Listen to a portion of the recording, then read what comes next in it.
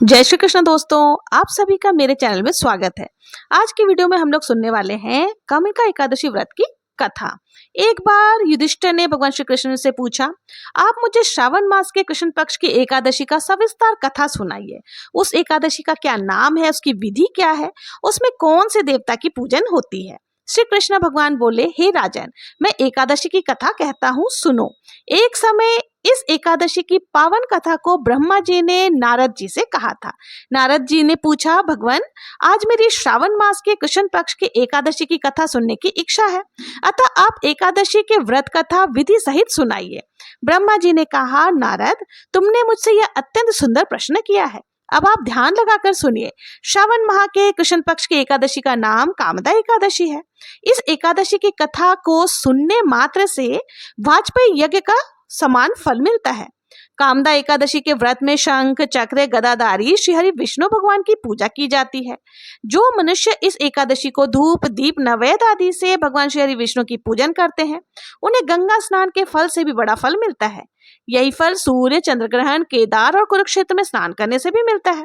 श्री भगवान विष्णु के पूजन का फल समुद्र और वन सहित पृथ्वी दान करने और गोदावरी नदी में स्नान करने के फल से भी अधिक होता है। तो चलिए कथा का श्रवण करते हैं।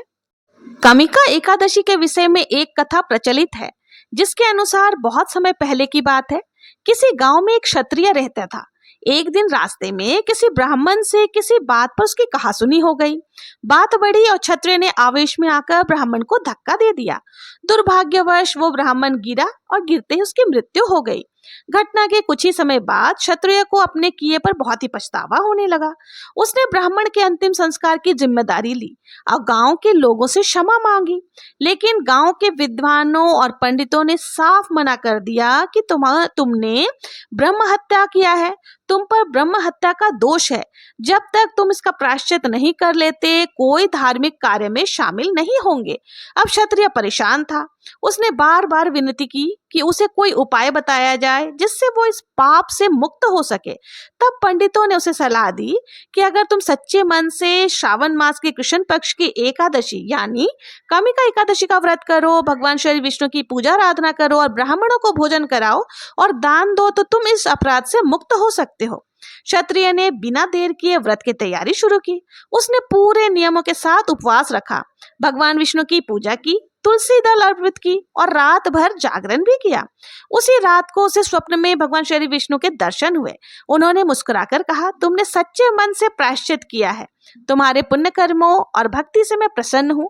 अब तुम ब्रह्म हत्या के पाप से मुक्त हो चुके हो।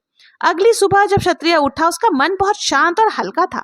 गांव के लोग भी उसकी तपस्या से प्रभावित हुए और उसे फिर से स्वीकार कर लिया। कामिका एकादशी व्रत के पुण्य प्रताप से अंत में वो क्षत्रिय भगवान के बैकुंठ लोक में गया। कहा जाता है कि उसी दिन से कामिका एकादशी का व्रत विशेष पुण्यदायी माना जाने लगा। इस व्रत की कथा केवल सुनने मात्र से ही यज्ञ के बराबर पुण्य फल मिलता है और अगर सच्चे मन से ये व्रत किया जाए तो समस्त पाप भी धुल जाते हैं। जैसे ही भगवान श्री कृष्ण की मधुरवाणी मौन होती है, हस्तिनापुर की राजसभा में एक अलौकिक शांति छा जाती है। महाराज युधिष्ठिर के नेत्रों में अब कृतज्ञता है और सभा के हर सदस्य के मन में व्रत भक्ति और मोक्ष का दिव्य आलोक जाग चुका है। भगवान श्री कृष्ण मुस्कुराकर कहते हैं, राजन, अब तुमने वो पावन कथा सुन ली जो पापों का नाश करती है और पुण्य के द्वार खोलती है। किंतु इस व्रत का पूर्ण फल तभी प्राप्त होता है जब ग्यारस माता की महिमा भी सुनी जाए। वो देवी ही इस व्रत की प्रेरणा है। उनके आशीर्वाद के बिना कोई एकादशी व्रत पूर्ण नहीं मानी जाती। तो प्रिय श्रोताओं, अब आपके सामने एकादशी की कथा का श्रवण कर लेते हैं। तो आइए पूर्णता की ओर एक और कदम बढ़ाएं। अब श्रद्धा से सुने ग्यारस माता की कथा, जिसके बिना ये व्रत अधूरा है और जिसकी कृपा से ही हमारे संकल्प की सिद्धि होती है। सभी प्रेम से बोलिए ग्यारस माता की जय। एक बार देवर्षि नारद जी बैकुंठ लोक में थे। वहां उन्होंने भगवान श्री लक्ष्मी नारायण जी को प्रणाम किया। फिर नारद जी ने श्री हरि से कहा, प्रभु, अब धरती पर आपका प्रभाव कम हो रहा है। धर्म पर चलने वालों को कोई अच्छा फल नहीं मिल रहा। जो पाप कर रहे हैं उनका भला हो रहा है। तब श्री हरि कहने लगे, ऐसा नहीं है देवश्री, जो भी हो रहा है सब नियति के कारण ही हो रहा है। श्री हरि की बात सुनकर नारद जी बोले, प्रभु, मैं तो देख कर आ रहा हूँ कि पापियों को अच्छा फल मिल रहा है, लेकिन भला करने वाले और धर्म के रास्ते पर चलने वालों को बुरा फल मिल रहा है, उन्हें दुख भोगने पड़ रहे हैं। भगवान ने कहा, देवर्षि कोई ऐसी घटना बताओ जिससे तुम्हें यह लग रहा हो। नारद जी कहने लगे, प्रभु अभी अभी मैं एक जंगल से आ रहा हूँ। वहां पर एक गाय दलदल में फंसी हुई थी, कोई भी उसे बचाने वाला नहीं था। थोड़ी ही देर के बाद मैंने देखा कि एक चोर उधर से गुजरा। दलदल में फंसी हुई गाय को देखकर वह रुका तक नहीं, बल्कि उस गाय के ऊपर पैर रखकर वो दलदल से भरा हुआ गड्ढा लांघकर आगे निकल गया। आगे गया तो उस चोर को सोने की मोहरों से भरी हुई एक थैली मिली। थोड़ी ही देर बाद वहां पर एक साधु महाराज आए। उन्होंने उस गाय को दलदल में फंसा देखा तो गाय को बाहर निकालने की पूरी कोशिश करने लगे। पूरी ताकत लगाकर आखिरकार उन्होंने गाय को बाहर निकाल ही लिया। गाय को बाहर निकालने के प्रयास में वो साधु महाराज खुद दलदल से लथपथ हो गए थे। जब वो साधु महाराज आगे बढ़े तो एक खड्डे में गिर गए और उन्हें चोट लग गई। प्रभु अब आप ही बताइए, ये कौन सा न्याय है? नारद जी की पूरी बात सुनने के बाद श्री हरि बोले, देवर्षि ये सही ही हुआ। जो चोर गाय पर पैर रखकर भागा था उसकी किस्मत में तो एक खजाना था, लेकिन उसके इस पाप के कारण उसे केवल कुछ मोहरें ही मिल पाई। वहीं उन साधु महाराज को खड्डे में इसलिए गिरना पड़ा क्योंकि उस साधु महात्मा के भाग्य में मृत्यु लिखी हुई थी, लेकिन एक गाय को बचाने के कारण, दलदल से बाहर निकालने के कारण उनके पुण्य बहुत बढ़ गए थे और उनकी मृत्यु बस एक छोटी सी चोट में बदल गई। इंसान के कर्म से ही उसका भाग तय होता है देवर्षि, इसलिए अच्छे कर्म करना कभी नहीं छोड़ना चाहिए। श्री हरि की बात सुनकर देवर्षि नारद मुस्कुराते हुए और प्रभु को प्रणाम करते हुए नारायण नारायण कहकर प्रभु की रचाई हुई सृष्टि की अन्य लीलाएं देखने के लिए चल पड़े।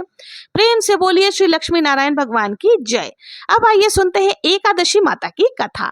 एकादशी माता की कथा को सुनने के बिना ये व्रत पूर्ण नहीं माना जाता। श्रोताओं, एक बार एक बूढ़ी माँ ने एकादशी का उपवास रखा। बड़े ही भक्ति भाव से वो एकादशी का पूजा आराधना किया करती थी। वो काफी वृद्ध थी, फिर भी एकादशी का व्रत रखती थी, क्योंकि एकादशी का उपवास रखने से ही तो श्री हरि की कृपा मिलती है।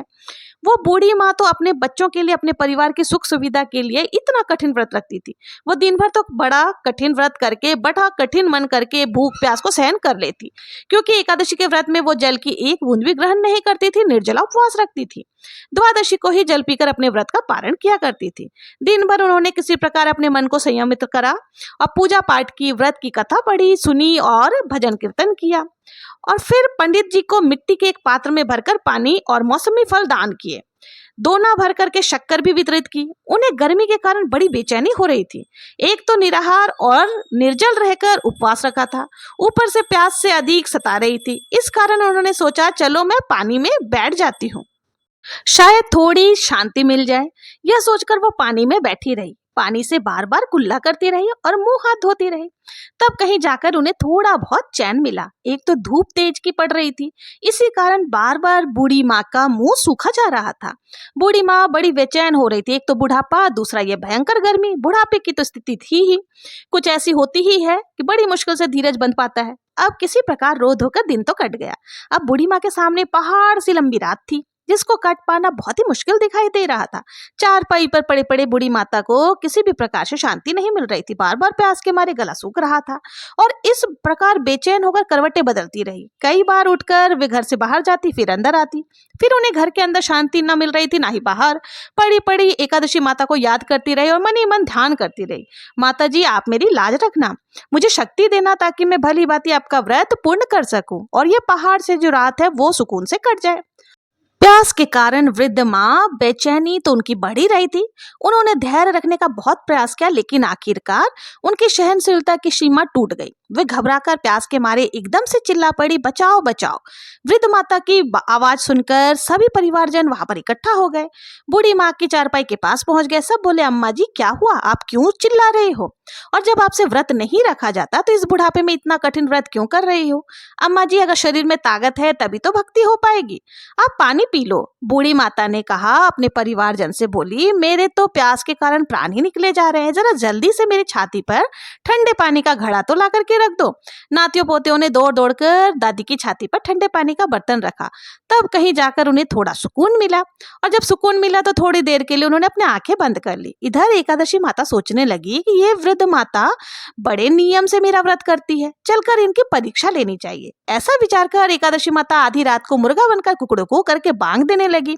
मुर्गे की बांग सुनकर माँ जल्दी जल्दी उठी और बाहर जाकर आसमान की ओर निहारा, लेकिन आसमान में तो कहीं भी उन्हें सुबह का तारा दिखाई नहीं दिया। अब वह सोचने लगी कि फिर यह मुर्गा क्यों भोला, कैसे बोल गया। एक तो उन्हें प्यास लग रही थी, अब थोड़ा उसके मन में बेचैनी और बढ़ने लगी। आखिरकार उन्होंने ये दृढ़ निश्चय किया कि अब तो मैं इस व्रत को पूरा करके ही छोड़ूंगी, फिर चाहे व्रत पूरा करने में उनके प्राण तक ही क्यों ना निकल जाए। मन में ऐसा पक्का निश्चय करके वो वापस चारपाई पर आकर लेट गई। थोड़ी ही देर के बाद एकादशी माता ने उनकी फिर से परीक्षा लेनी चाहिए। वो एक छोटी सी कन्या का रूप धरकर गिलास में मीठा पानी यानी शरबत लेकर उनके सिरहाने खड़ी हो गई और जोर से बोली, दादी जी सवेरा हो गया है, आप मुंह धो लो और शरबत पी लो। पहले तो शरबत का भरा हुआ गिलास देखकर वृद्ध माता के मन में लालच आने लगा। प्यास के मारे गला जो सूख रहा था, किंतु अचानक उन्हें याद आया कि उनका तो एकादशी का उपवास है। फिर उन्होंने सोचा कि अभी तो वो किसी भी तरह से यह शरबत नहीं पी सकती। फिर वो चुपचाप से वापस अपनी चारपाई पर जाकर लेट गए। जैसे ही उनकी आंख लग गई, तभी उन्हें एहसास हुआ कि मानो किसी ने उन्हें पानी से भरे हुए कुएं में पटक दिया हो। वो बहुत देर तक उस कुएं में हाथ पांव चलाती रही, लेकिन इस बीच उन्होंने अपने मुंह में एक पानी का बूंद तक नहीं जाने दी, क्योंकि उन्होंने एकादशी माता का उपवास जो था वो पूरे दृढ़ निश्चय के साथ रखा था। अपना व्रत पालन करती रही। थोड़ी ही देर में उन्हें ऐसा लगा मानो सामने आग जल रही हो। आग के कारण बहुत ज्यादा गर्मी लगने लगी। प्यास के मारे उनके प्राण निकलने लगे। लेकिन इतना सब होने के बाद भी वृद्ध माता ने पानी की एक बूंद भी नहीं पिया। वे बस चारपाई पर बैठी बैठी एकादशी माता का ध्यान करती रही। अब सवेरा होने में बस कुछ ही समय है, यह जानकर वे बड़ी तसल्ली के साथ इधर उधर घूमने लगी। एकादशी माता अब तक ये बात अच्छे से समझ गई थी कि इन वृद्ध माता को किसी भी प्रकार से अपने व्रत से नहीं टाला जा सकता। वे उनके सत्य व्रत को भली भांति समझ चुकी थी। अब सवेरा हो गया तो बूढ़ी माँ ने स्नान किया, भगवान श्री हरि का पूजन किया, फिर एकादशी माता की कथा सुनी, ब्राह्मणों को दक्षिणा देकर भोजन कराया। तब कहीं जाकर उन्होंने जल ग्रहण किया। कन्याओं को भोजन कराने के बाद वृद्ध माता ने फिर स्वयं भोजन किया और उस श्रेष्ठ व्रत के प्रभाव से बूढ़ी माता की आयु में वृद्धि हो गई। उनकी आयु बढ़ गई, उनका परिवार हरा भरा हो गया। अब उनके घर में किसी भी चीज का अभाव नहीं था। उनका घर हर प्रकार से सुख साधनों से भर गया।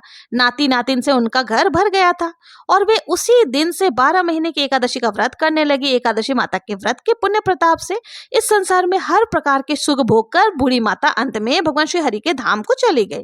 जैसे एकादशी माता ने उन बूढ़ी माता को और उनके परिवार को हरा भरा किया, वैसे ही एकादशी माता हम सभी की मनोकामनाओं को पूर्ण करना और जो भी आपकी कथा का श्रवण करे उन सबका कल्याण करना। प्रेम से बोलिए श्री लक्ष्मी नारायण भगवान की जय, एकादशी माता की जय।